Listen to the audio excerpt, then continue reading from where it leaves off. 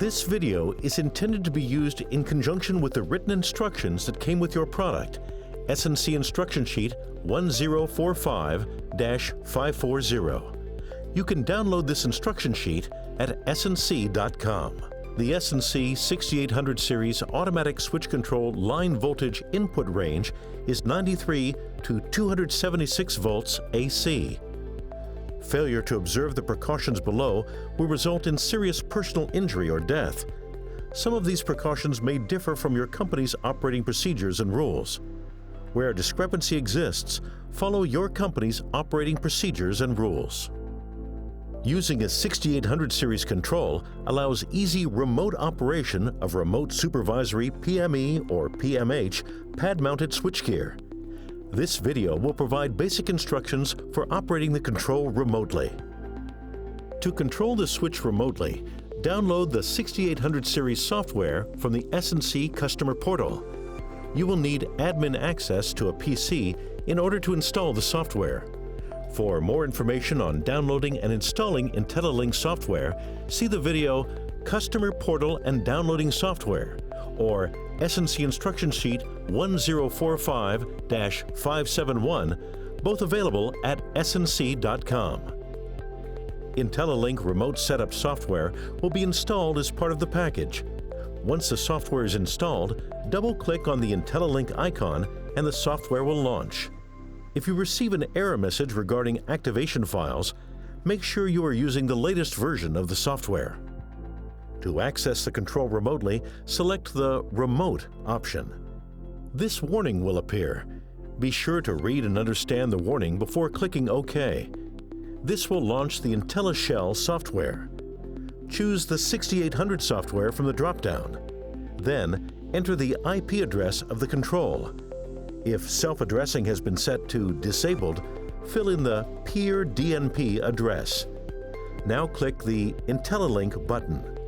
IntelliLink Setup Software for your switch will launch and you'll be asked to log in with your credentials. When logged in as admin, the software allows users full control of the switch, as well as the ability to control parameters for IntelliTeam SG Automatic Restoration System, SCADA commands, the ability to monitor the switch, and much more. For the purposes of operation, we'll mainly be focused on the Operation screen. The IntelliTeam SG screen is used for entering information for IntelliTeam SG. The setup screens are used for configuring all aspects of the control, including communications, automatic restoration settings, and SCADA points. Metering and diagnostics screens are used to check the status of the control and troubleshoot errors. The communication tests screen allows a ping to be sent to the control, and the log screen tracks the events the switch experiences. For a more detailed overview of the software, see the video 6800 Series Automatic Switch Control Navigation Guide or S&C Instruction Sheet 1045-511.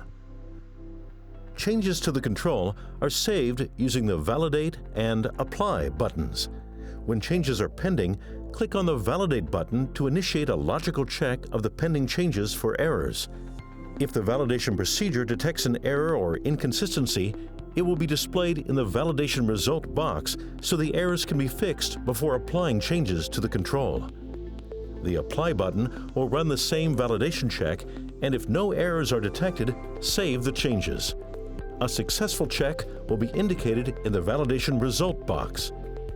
The Reset Buffer button resets settings in the buffer memory to the presently active values. The Reset Buffer button will not undo changes already applied with the Apply command. The Operation screen provides the same layout as the 6800 series controls front panel.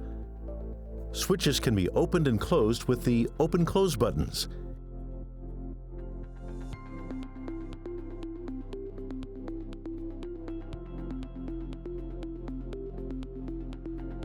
In order to operate remotely, the communications must be configured. You may encounter several scenarios that will prevent operating the device remotely via IntelliLink software. First, SCADA control must be set to remote. On the security screen, the IntelliLink remote commands must also be enabled. If the login you are using does not have operation privileges, you will not be able to operate the device. Those privileges can be changed under the Security section when logged in as an admin user. Back on the operation screen, an error will typically prevent remote operation. Check the Control Status message box. It should read OK. If there is an error, you can use the Diagnostic screen and the Alarms, Warnings, and Errors tabs to troubleshoot. Remote operator control can also be enabled or disabled on the switch control in the operator compartment itself. If remote operator control has been set to local, the external local remote light will be lit. This is an indication that you'll need to enable remote operation on the physical switch in the operator compartment.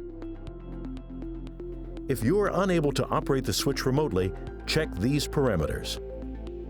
With the control configured for remote use, operation is simple and intuitive. Use the open and close buttons below each switch to operate. After a fault, the overcurrent fault lamp will be lit. This is an indication that an overcurrent event has occurred. According to the control settings, a switch may have opened as well, as you see in this example. Address the fault according to your company's operating procedures. The switch can then be closed remotely using the Close button.